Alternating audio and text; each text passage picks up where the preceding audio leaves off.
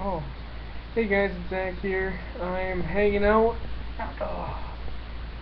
Uh, Tonight it's 12:30. Well, tonight I watched my first episode of Walking Dead, and I was actually impressed. I've never seen an episode of it before. I know I'm probably like one of the only people you know, but it's on Netflix, so I started to watch it, and truly I'd say a good storyline for the most part. Uh,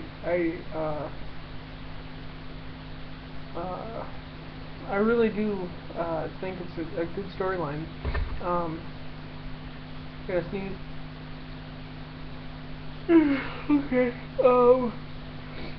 One thing that I noticed about a lot of, now this isn't just like Walking Dead's fault or anything like that, but one thing that I noticed about a lot of uh, zombie apocalypse scenarios, even if you watch them on TV, like those bug out shows and stuff, um, one thing that always catches my eye is the fact that they always resort to ammunition as a primary source of defense. Um, I noticed that with Walking Dead, they did have baseball bats. Now the guy is a sheriff in the movie, so he has more of the proper equipment as far as uh, guns and stuff goes. And he does make the point, be careful with it because you'll run out of it. But a lot of these zombie apocalypse scenarios and stuff like that, they only really rely on ammunition. And to be honest, I would either go with, I wouldn't even probably really mess around with guns unless I had a huge cache, but I'd be more, um, hand tools, hand weapons, um, like bows would be a good one because you can reuse arrows in a sense, um, and then like axes and hatchets, which I think is really a necessary thing. And it's something right now. Let's see, what's the outbreak over in? Is it China, perhaps, or Korea? I can't remember quite. But there was like 70 people that died last week from a breakout of. It was like a disease. I can't remember what it was now, but I read it in the paper. And there was like a case of it happening over in Canada. And if something like that was to happen in real life, where there was a breakout and a lot of people became zombie-like, which it doesn't really it wouldn't surprise me necessarily if it did, because um, if you think about it, I don't think that it would be very hard. I think that it might actually be the next thing in line, is for something like that to happen. A certain disease where, I mean, they got mad cow disease, they got all these diseases out there. Well, why can't humans get them where it will drive them crazy?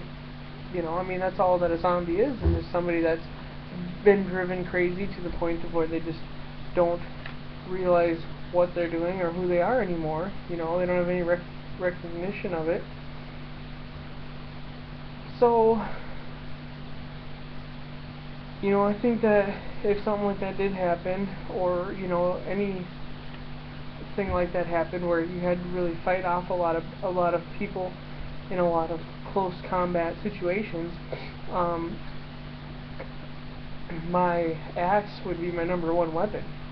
I'd probably actually use the bow for hunting actual like animals, like deer, or maybe long range shots. But I know ammunitions would be my. It would be something like a luxury item in that scenario, because you know that it's not going to last very long. So if you can get to a weapon store, an ammunitions store, yeah, um, that's fine, but it is going to run out, and everybody and their best friend is going to be going there too. I would go to places that people wouldn't really, I mean, everybody would go to a certain spot, but don't go to Walmart, Target, Kmart, any supermart, gas station, anything like that. Stay well aware. I would go to like Party City or some place where no one's gonna go, because why would you go to Party City? But in actuality, as far as weapons and stuff goes, you can make weapons out of a lot of different things. Or here's another idea: go to the local community college or high school. If you think about it, more than likely at somewhere in that building, especially if it's a college, they're going to have a generator of some sort, whether it's just a small one or a big one, and you could potentially make a bunch of weapons there. And if you're in the college, at least as far as my college goes, if you go into any of those shops, there's more than one door in and out, which is good, and those doors are heavy duty doors. I mean, they're made so that people can't get in them, because you're not supposed to break in. So a place like that, or even a high school, where they're going to have food frozen, and no kids are going to go there, unless I guess it happens while kids are in school. But little reserved spots where you wouldn't necessarily think people would go. I'm trying to give you guys another example. Obviously food, water, and probably guns.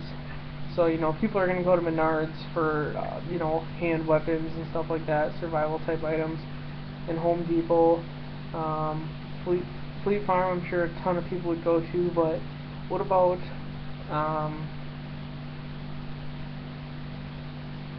Goodwill, or the Family Store?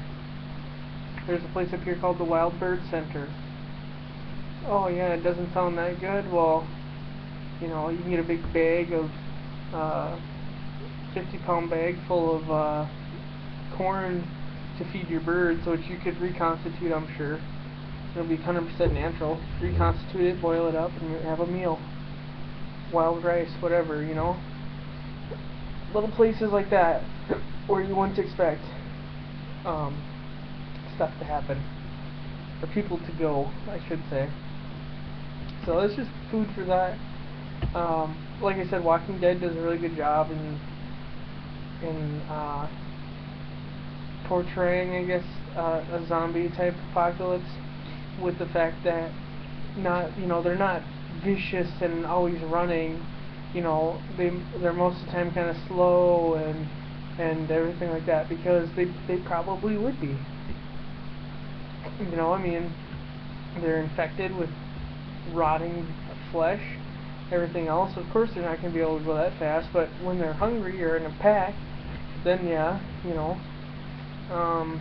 so I think that they do a really good job in that, and I can't wait to watch the next episode, probably tomorrow night, possibly. And I'll do a video on that as well. But yeah, I watched the first episode, and I'm truly impressed. Oh, and in case you're wondering, yes, I have an axe and a hatchet in the back of my car